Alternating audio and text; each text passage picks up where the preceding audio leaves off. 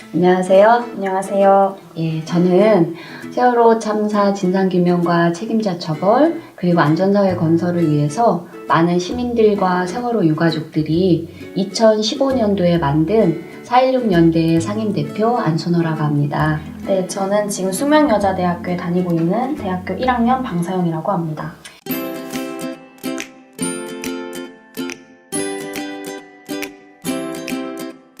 그럼 우리 세월호 참사에 대해서 하나씩 차근차근 얘기해 볼까요?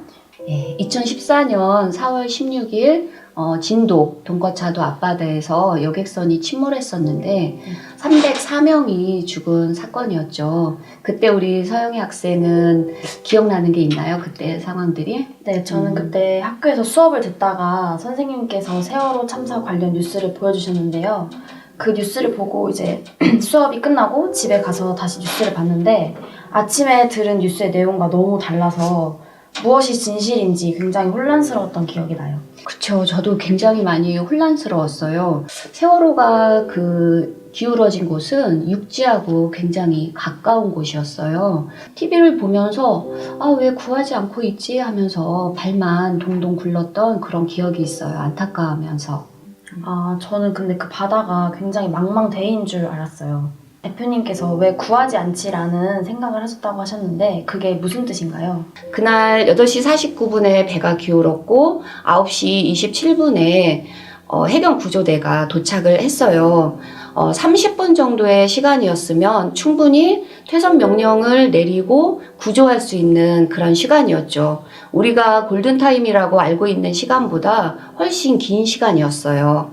9시 30분 전후에서 세월호의 실소유주로 알려졌던 청해진 해운에서는 퇴선 명령을 내리지 않았고 청와대와 해경의 지휘 라인에서도 퇴선하라는 명령을 어느 곳에서도 내리지 않았었어요. 어떻게 그럴 수 있는지 이해가 잘 되지 않는데요. 국민의 생명을 책임져야 할 책임자들이 적당한 처벌을 받았나요? 아니요. 제대로 처벌받은 사람은 해경의 말단 직원이었던 123 정장 한 명밖에 없어요. 윗선 라인들은 처벌받지도 않았고 오히려 승진도 했고 잘 살고들 있죠. 그래서 세월호 유가족들과 국민들은 분노했고 그래서 촛불을 같이 들었어요. 이 명백한 범죄 사실에 대해서 강제 수사를 하라고 주말마다 세월호 진상규명을 외치며 촛불을 함께 들었어요. 그렇지만 당시 박근혜와 지금의 자유한국당인 새누리당은 국민의 요구를 가로막고 오히려 탄압까지 한 그런 상황들이었어요. 특별조사위원회를 만들었지만 박근혜는 이를 무산시켰고 특검을 요구했지만 새누리당도 이것을 받아들이지 않았었어요. 그러면 지금의 상황은 어떻게 되었나요? 이러는 사이에 책임자들과 책임자를 비호하는 그러한 세력들은 증거를 인멸했고 범죄자들을 은닉했어요. 강제 수사를 할 수가 없으니 구속은 물론이고 증거 인멸과 훼손은 계속 진행 중에 있는 거예요. 정말 황당하네요. 그쵸. 네.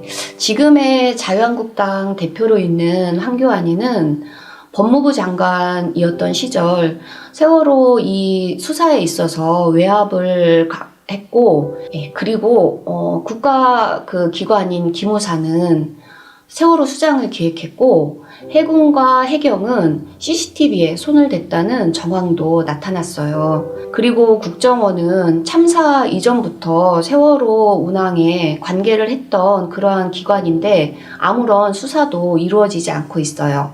하지만 우리 국민들과 세월호 유가족들은 이에 굴하지 않고 끝까지 촛불을 들었고 그 결과 박근혜도 구속시켰고 세월호도 인양했고 특별조사위원회도 만들었고 선체조사위원회도 만들었어요. 지금은 사회적 참사 특별조사위원회가 만들어져서 새로운 사실들을 찾아내고 있는 중이에요.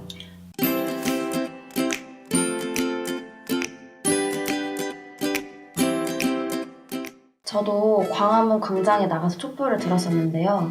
그때 늘 광장에 계시던 노란 옷을 입고 계시던 세월호 가족분들이 생각이 나요.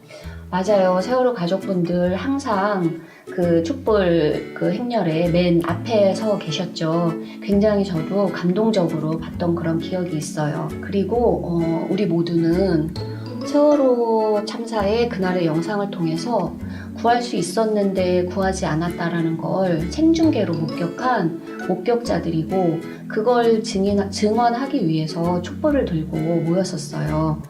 여기까지 오게 된 것은 정말로 모든 국민들의, 함께 촛불을 들어준 국민들의 덕분이라고 그렇게 생각을 해요. 이번에는 제가 우리 서영 학생한테 묻고 싶어요. 앞으로 우리 어떻게 해야 될까요? 네, 저는 그때 처벌받지 못한 책임자들이 이제라도 제대로 처벌받을 수 있도록 저희 모두가 노력해야 한다고 생각해요. 아, 맞아요. 책임자를 처벌하지 않으면 같은 일이 또 일어날 거예요. 네, 맞아. 정말 맞는 말씀인 것 같아요. 그럼 이제 우리는 무엇을 해야 할까요?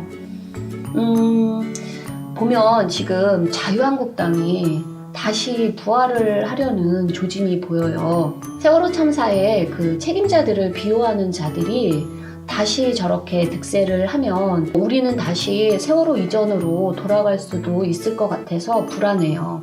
맞아요. 5.18에 대해서도 똑같은 일들이 벌어지고 있고 일제 시절에 있던 일들이 다시 회귀하는 것 같은 느낌이 들어요. 예, 맞아요. 적폐청산을 제대로 하지 않으면 우리가 원하는 안전한 세상은 오지 않을 거예요. 세월호 가족분들이 특별수사단 설치를 바라고 계시다고 들었어요. 맞아요. 강제 수사를 해야 돼요. 수사는 명백한 그 범죄 용의자들을 강제로 도망하지 못하게 하고 증거를 인멸하지 못하도록 기소를 하는 것을 말해요. 그래야 여죄를 밝히고 범행 동기를 밝힐 수 있는 거예요. 그 독일에서 보면은 그 히틀러의 나치 범죄자들을 지금도 그 지구 끝까지 쫓아가서 잡아내서 이제 그 전범재판소에 세워서 기소를 하고 있어요. 우리도 그렇게 해야 된다고 생각해요.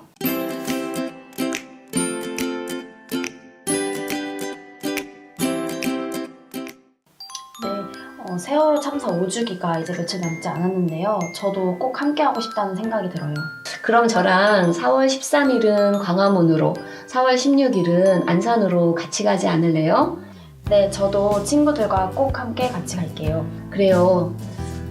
우리는 기억해야 돼요. 304명을 죽인 범죄 사실과 죽인 자들을 반드시 기억해야 돼요. 청산하지 못한 역사를 기억하지 못하면 불행한 역사는 되풀이된다는 국민의 말처럼 우리는 반드시 기억하고 책임지게 해야 돼요. 네, 정말 맞는 말씀 같아요. 고마워요. 304분의 그 안타까운 목숨을 앗아간 저들을 절대 잊지 않고 우리 함께 했으면 좋겠어요. 오늘 저한테 이런 질문 해주시고 시간 내주셔서 정말 고마워요. 네, 저도 정말 감사드려요. 저도 4월 13일 그리고 4월 16일에 꼭 함께 하겠습니다. 고맙습니다.